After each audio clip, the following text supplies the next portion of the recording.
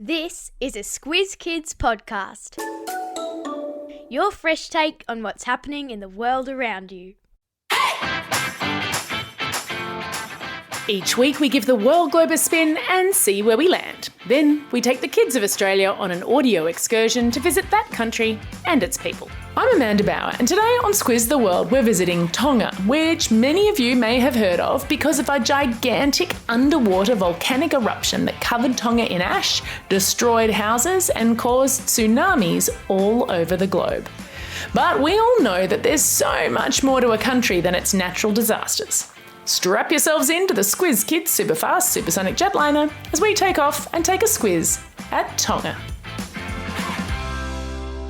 Just the facts.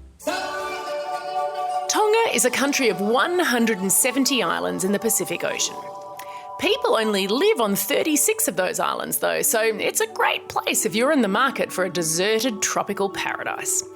Just over 100,000 people live in Tonga, which is east of Australia and north of New Zealand. Its closest neighbours are Fiji and Samoa. Tonga has a king and a queen, but since 2010, the day-to-day decisions about how the country is run are made by the Prime Minister and elected government. The king's name is Tupua VI, and before his brother died and Tupua became king, he was Tonga's High Commissioner to Australia and lived in Canberra. Now, His Majesty mostly lives in the royal palace in the capital, Nuku'alofa, although he has other palaces on other islands too. Tourists love to visit Tonga for its beautiful white beaches, coral reefs, tropical rainforest and gorgeous swimming lagoons. And because they might have a chance to swim with humpback whales. Every year, whales swim almost 5,000 kilometres from Antarctica to the warm waters of Tonga to breed, give birth and raise their young before returning back to the chilly Antarctic waters. I've popped a link in your episode notes to a webpage called 10 Photos That Will Make You Want to Swim with Whales in Tonga Now, and it really did make me want to pull out my passport. Now, whenever you do travel, it's important to learn a few words in the country's language. It's a great way to show respect. So, let's learn the lingo. In Tonga, everyone speaks the Tongan language. Squiz Kid Zealand, whose dad is Tongan and whose family was safe after the volcano eruption, thank goodness, is helping us. Zealand, can you tell us how you say hello? Maloa lele. Now you give it a try. Maloa lele. How'd you go? People are always really grateful when you just try to speak their language. They might even say thank you. Hey Zealand, how do we say thank you? Maloa pito. Maloa pito to you too. Now that we can communicate a little bit, it's time for school. Just like in Australia, kids in Tonga wear a uniform to school, but the colour of the uniform tells you what kind of school they go to. Red uniforms are for public schools, Catholic schools are usually light blue, Anglican schools are navy blue, you get the idea. Lessons are held in Tongan, which is what kids speak at home and in the playground, but everyone learns English as well, and the exams that all kids take at the end of primary school are also in English. Just about everyone in Tonga can read and write, and the country is seen as a role model for other Pacific islands. In fact, Tongans have one of the highest rates of PhDs per head of population in the world. A PhD is what you get when you keep going with your education at uni for so long that you kind of write a book, you get a fancy degree, and you can call yourself doctor. There's a collection of every PhD written by a Tongan at the University of the South Pacific. Now, when people visit Australia, there are things they find amazing that we think are no big deal, like kangaroos or Vegemite or driving on the left-hand side of the road. And Tonga has something pretty astonishing that happens every Sunday.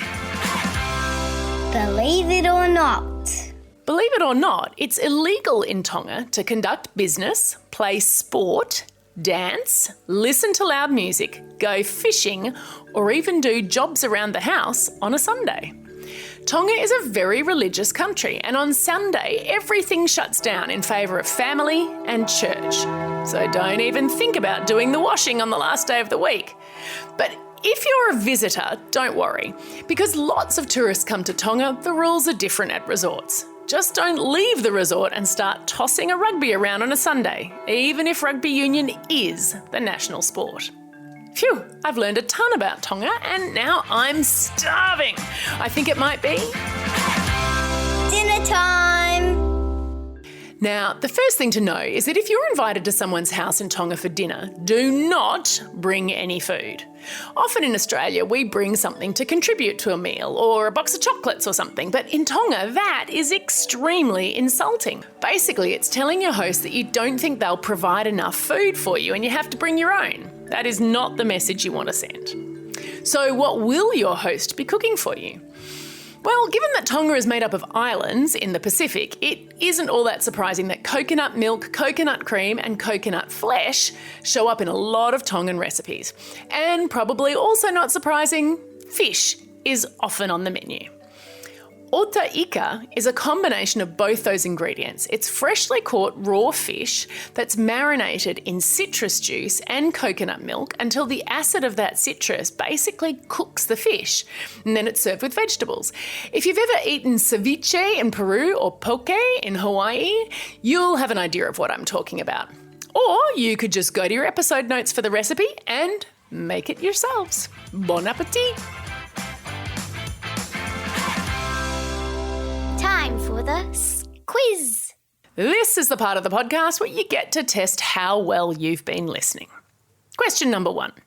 Tonga tops the world in having the highest rate of what sort of fancy educational degree? Yeah, that's right. They're PhDs. You might get one day. Question number 2. What kind of whales travel to Tonga to have their babies? You got it, they're humpback whales. And question number 3, what 2 ingredients are commonly used in Tongan food and are heroed in ota ika? That's right, coconut milk and fish. Yum. That's all we have time for today. Thanks for staying curious about the world and joining me on this incredible trip to Tonga. Now, get out there and have a most excellent day. Over and out.